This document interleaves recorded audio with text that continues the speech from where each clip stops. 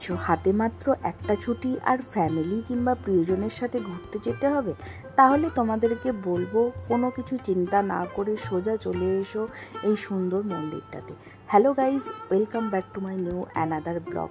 তো আজকে আমি আর আমার কাকিমা দুজনে ছুটির দিনটা এনজয় করার জন্য একটা সুন্দর ইভিনিংয়ে চলে এসেছি বিড়লা মন্দিরে।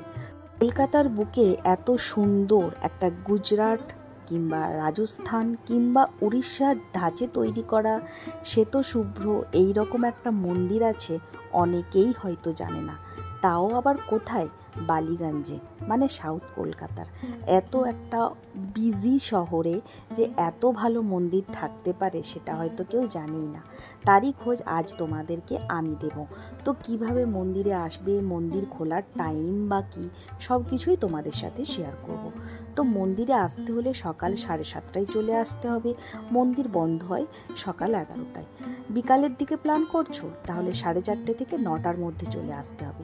মন্দিরের ভেতরে কিন্তু ফোন, ক্যামেরা কোনো কিছু অ্যালাউ নেই, তবু ভিডিও বানানোর জন্য কয়েকটা ক্লিপ নিয়েছি। মন্দিরের যে মূল বিগ্রহ তিনি হচ্ছেন লক্ষ্মীনারায়ণ, পাশেই ছিল শিবলিঙ্গ এবং তার এক পাশে ছিল কিন্তু শ্রীকৃষ্ণের মূর্তি। আর এটা হচ্ছে মন্দিরের বাইরের অ্যাটমসফিয়ারটা, জাস্ট অসাধারণ। প্রত্যেকটা কাজ এত নিপুণ যে কি বলবো। বিড়লা গ্রুপ অফ ইন্ডাস্ট্রি 1970 সালে এই মন্দিরটা নির্মাণ কার্য শুরু করে, যা কিনা 26 বছর চালু ছিল এবং 1996 সালে এই মন্দিরটার উদ্বোধন হয়। এই মন্দিরটা কিন্তু খুবই সুন্দর।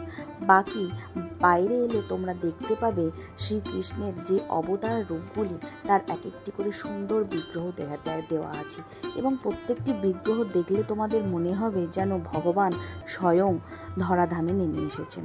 মন্দিরের দুদিকে দুটো সাইডে, একদিকে আছে কিন্তু গণেশজির টেম্পল, অন্যদিকে আছে কিন্তু হনুমানজির টেম্পল। আর এটা হচ্ছে বাইরের দিকের লোকটা। এবারে বলি তোমরা কিভাবে আসবে। হাওড়া থেকে এলে তোমাদের বালিগঞ্জ নামে যে কোনো বাস নিয়ে নেবে এবং সেখান থেকে অটো ধরে আসতে হবে। বাকি মেট্রো করে আসলে তোমাদেরকে নেমে পড়তে হবে কালীঘাট বা যতীন দাস মেট্রো স্টেশন থেকে।